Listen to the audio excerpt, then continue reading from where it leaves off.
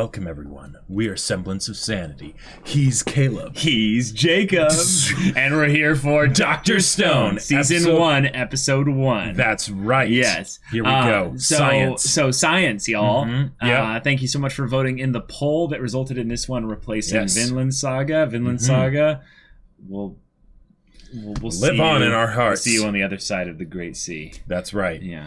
But until then, we are doing a new show here. And the main thing I know about this show in terms of like spoilers, if anything, is I know a little bit of the designs of the main character. Right. I know what the main character looks like. I know that it has a lot to do with science.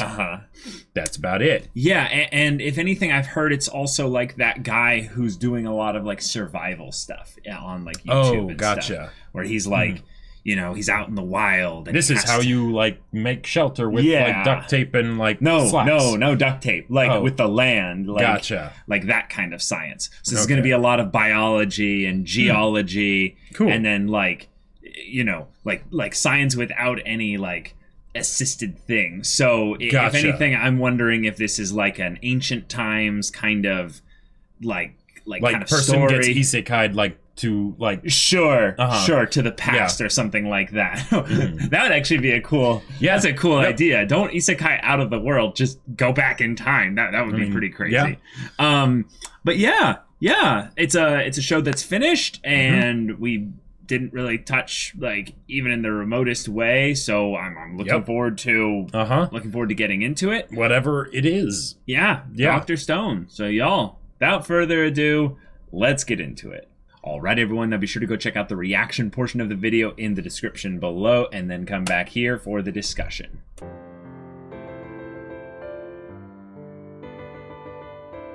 All right, we have our boys, and they're going to be fantasy with science. That's right. Yeah. I like it. I like it. It's a mystery as to what happened, why it happened, and as for how it happened, it's not necessarily as important now. It's about how they're going to undo what happened. Right. Yes. And this whole idea of science being the truly terrifying and powerful thing, like not necessarily terrifying yet, because, you know, it's just them trying to, you know, reclaim what they've lost.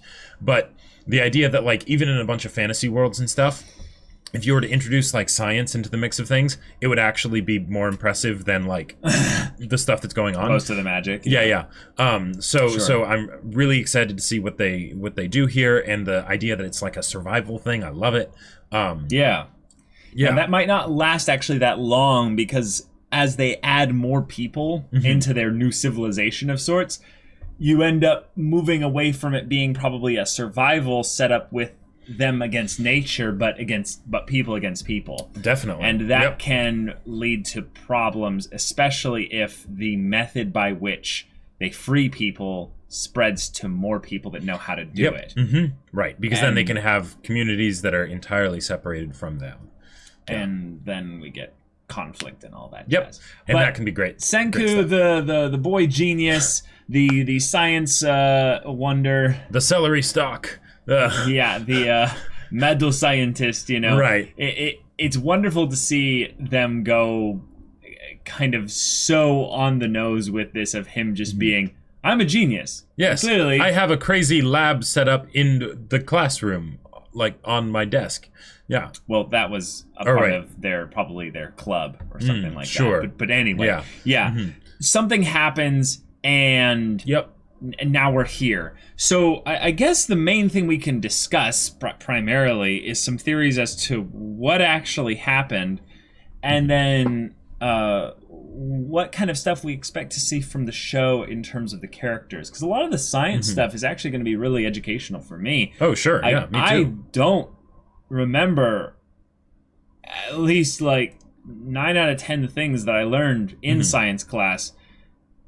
I was not the biggest science person. Like I maybe found chemistry interesting.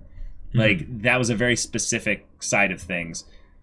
But that's about it. And I get the feeling that given how this episode was paced, and given that we've got the whole dynamic of the smart guy and the not smart guy, that while some of it will be educational, there could be a lot of it too where we're going to do stuff that will seem ridiculous, and we won't necessarily like when he mentioned like nitrate or something like that, nitric acid, or but the other compound that he was trying to make. Well, yeah, that was like essentially a drug, I believe. Yeah, something. But he said, I'm not going to explain it to you. You know, that seems like it's also something where they're basically saying some of the stuff will be educational, and then some of the stuff will be really cool and crazy, and we won't necessarily teach you all the mechanics of how it works because that would take a long ass time. But know that it is science. It is scientific. It is right. Legit. It's legit. Yeah. So if we wanted to do our own research and test to see what he's saying is true, we would probably be able to do that and also find out that he's right.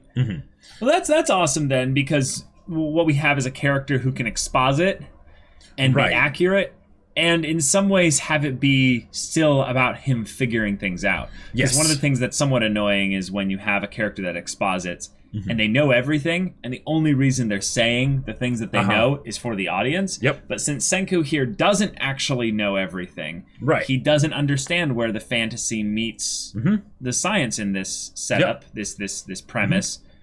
He's saying all this as a form of processing out what actually he needs to do. And in another situation, if we were in an actual like fantasy system with different rules and things like that, then just expositing what the rules are and saying we're going to do this, blah, blah, blah, blah, it doesn't usually have narrative impact, shall we say, because it can be arbitrary, right? Because it's the idea of, okay, you're making something up and then you're solving these arbitrary problems with arbitrary solutions. What's the point, right? What's the point? But in this case, because one, it's a maybe arbitrary premise of, okay, we're here and now there's all these things, the problems that come as a result of that can be discovered, right? It makes sense that they're there. And then the solutions, whenever he exposits about stuff, we know that that's not just an arbitrary system. It's science. It's stuff that is actually existing in our world. What's exciting is that given that this is not an isekai, this is not some kind of thing where we are in a fantasy world. We are on Earth right now. And we are in a world where all the dirt, essentially, that we're playing with is dirt that we've had many years to work with and understand. So Senku has the benefit of a modern knowledge and someone that has access to the internet for, however much time that he was alive. I don't know how old he is. He's probably 15 or 16. But the point is that since he was boy genius and he had access to all that knowledge, he can then apply it in a setup where everything is much simpler. The actual things that would be necessary for him to survive, he's already kind of taken care of those as well. Like, we didn't see him build his shelter. We didn't see him find fresh water. We figure out how to make those tools. Figure out how to, literally, scrape together the metal, if that's either obsidian or stone, just huge. It's probably stone, actually, now that but, I think how about he it. managed to shape it and things like that. Because, I could imagine for a long time, it could have just also been big club, hey, I mean, he's not the strong guy. He maxed his int, not his not his strength. And, and also given that it's something where they're in this horrible situation, right? But they have plenty of time. You wouldn't really have anything to do other than you don't have distractions of the modern trappings of our world, right? So once you figure out how you're going to eat that day and you've got that squared away and you've got, say 6 hours of extra time, right? Then, all right, I'm going to figure out how to chip away at this rock just right in order to get some sort of axe blade. Or prep food for the next day. Yeah, exactly. And then you're like, okay, well, I don't have refrigeration, so how much time can I actually prep food ahead of me for? So it's cool. We have a lot of comedy in this show, in that we have these very ridiculously over-the-top character styles, archetypes, and what have you. And, I think what'll be fun is to see, then, if these are the first two to come out of the petrification, who will be the next ones, well, based on the OP that was at the end of the episode. We kind of got to see them. And see that, the characters will continue to be ridiculous. Yes. Because that's Like what was that when they pointed out the guy and they were like, this is the strongest like middle school primate or something like that. Like I think he said high school, but okay, but the point is that it was hopefully this, because it was this monstrosity of physicality and what have you. Yep. But hey, so we're gone back to the Stone Age. Yep. Literally. and that means that Senku is basically a god. Yeah. He will be basically the architect of humanity's accelerated growth. Yep. I wonder if they're going to go for the philosophical angle of how humanity gets the chance to kind of learn to do over certain things right. Yeah. Or is this going to go for all this kind of just cycles back and humanity is as humanity does and then things fall back into the same patterns and problems. Formation of civilization. But as a clever thing for the story, and I'm almost certain this had to be based on a manga, like this. I'm guessing like just manga, light novel, something like that. Well, no, I think it had to be based on a manga specifically because this premise is the ultimate marketing tool for a visual medium. It's just a way of saying like, ba-bam! Look, everything is different. Art, and you want to see it. Right. Oh, and you want to know the mystery of how it happens. Keep reading, right. And then, of course, the story could be set out for infinite time because, I mean, they literally got set back to the Stone Age. One of the things that I was kind of wondering about at the beginning, which probably not the case, but I just have to mention this because there are so many different things that could potentially lead to this if they wanted to do some crazy twist. Is that Senku could have caused this? Yeah, I think that's like, part of the thing that we are supposed to maybe slightly lean towards is that the fact that he got out of this. Right, that he got out of this, that we didn't independently. We didn't see him get out of this. We know that he was doing experimental type stuff, like the whole thing with the gasoline. Like, okay, yeah, maybe that's just a joke, but why specifically was that in there? Like, was that included in the first episode? I think that's a joke to show his type of character. Oh, definitely. But he's a bit manipulative. Definitely. Yep. And in some ways, he uses his intelligence to misdirect people into certain choices. And if you wanted motivation, why would someone do this? Right? Because it doesn't make sense. Now, if it was something where aliens, man, right? Aliens, or it's not going to be aliens, or it's going to be people, right? Or it's some metamorphosis evolutionary stage of the earth or humanity where like the process of being incubated in the stone causes them to like adopt some certain trait, right, or whatever, right?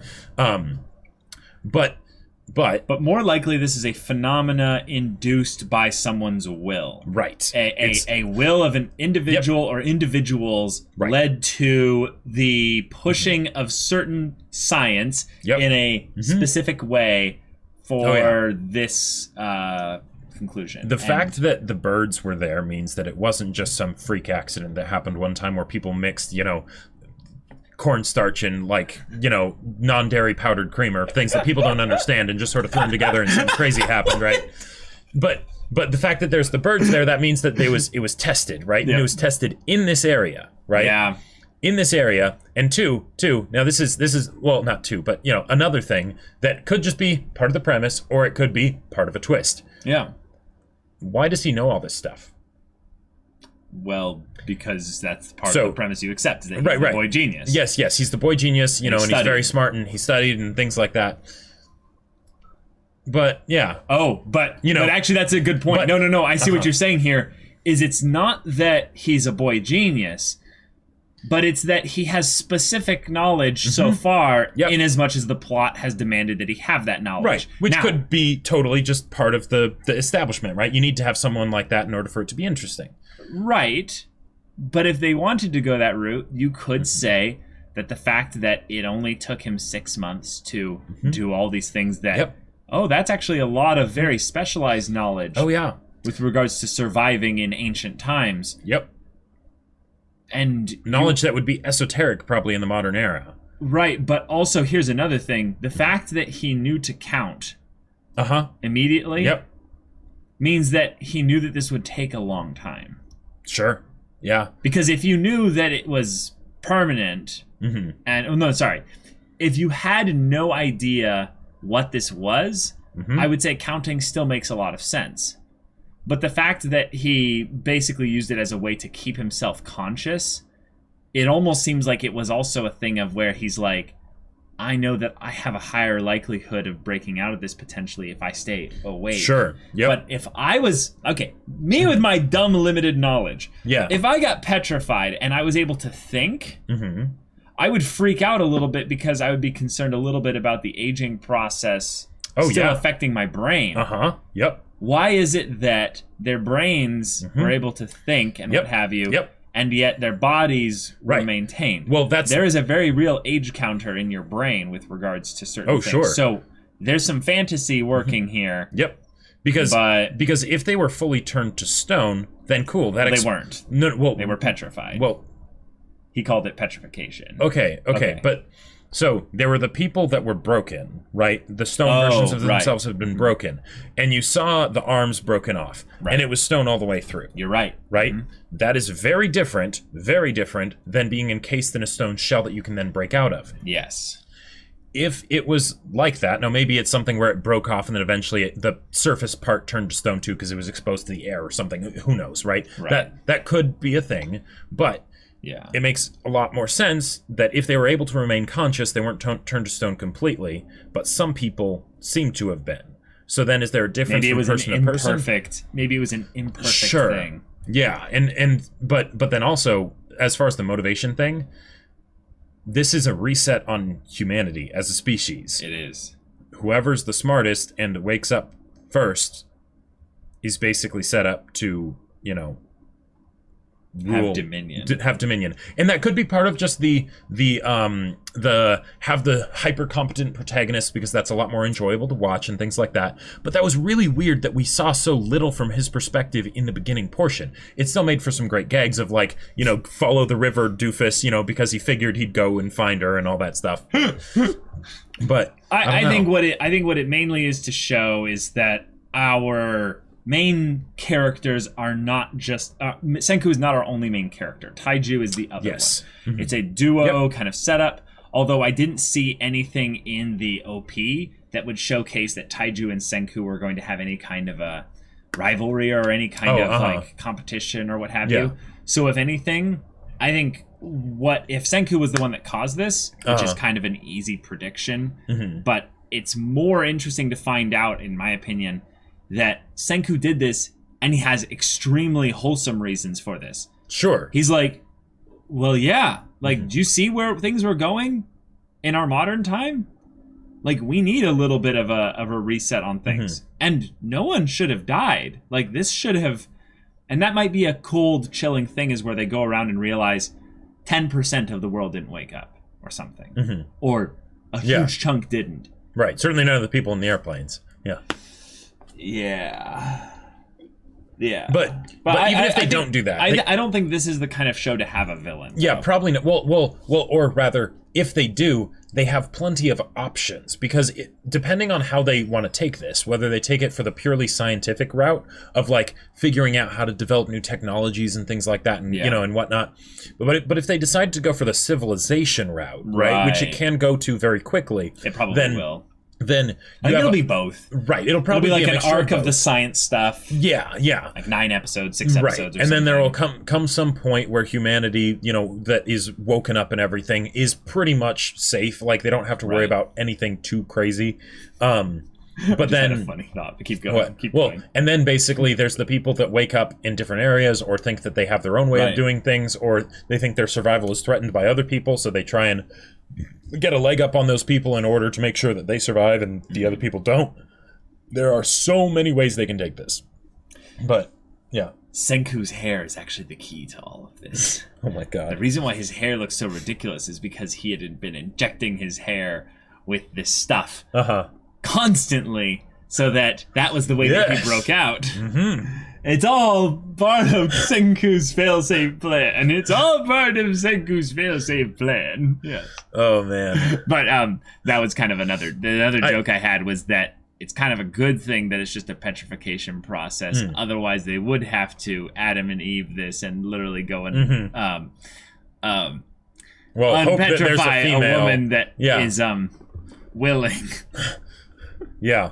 Jeez. But one of the things that there were a lot of things that were just like a little details that I thought was like hilarious. One is like the Yu-Gi-Oh level, like, let's go into a classroom, you know, and there's all these regular people and main character. Yeah. Like, celery stalks coming out of his like head. Not just the hair, like, you know, the science setup and everything.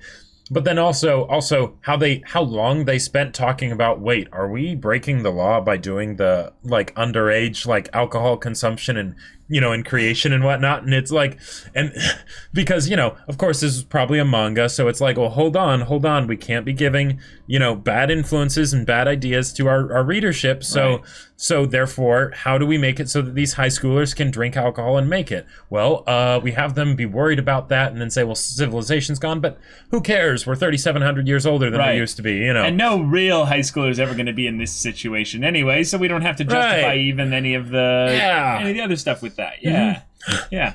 Although it's going to be quite funny though when they do have their first civilization. Yeah. And it's going to be probably a bunch of like young adults, high schoolers or something like that. Maybe they time skip a little bit and they all end up being adults. That could be kind of fun, is that they're all, you know, like, oh my God. And it's more of a thing of like, something terrible. Well, there's no societal like rules, laws, or what have you with regards to how we do things or what have you. And then Senku's like literally got a harem, and it's a thing of like, Well, anyway. Also, like, oh God. They're all technically of legal age because it's been 37 years. No, Jacob, why did you say that? They already brought it up with the thing of we're technically way older, and I was just like, yeah. But anyways, yeah. All right, so Dr. Stone, very curious setup and first episode. And looking forward to the next one. We got our mystery and scientific discoveries to look forward to, and our two boys deciding which will be the third human being to unlock. It's going to be a female. Yeah, it probably is.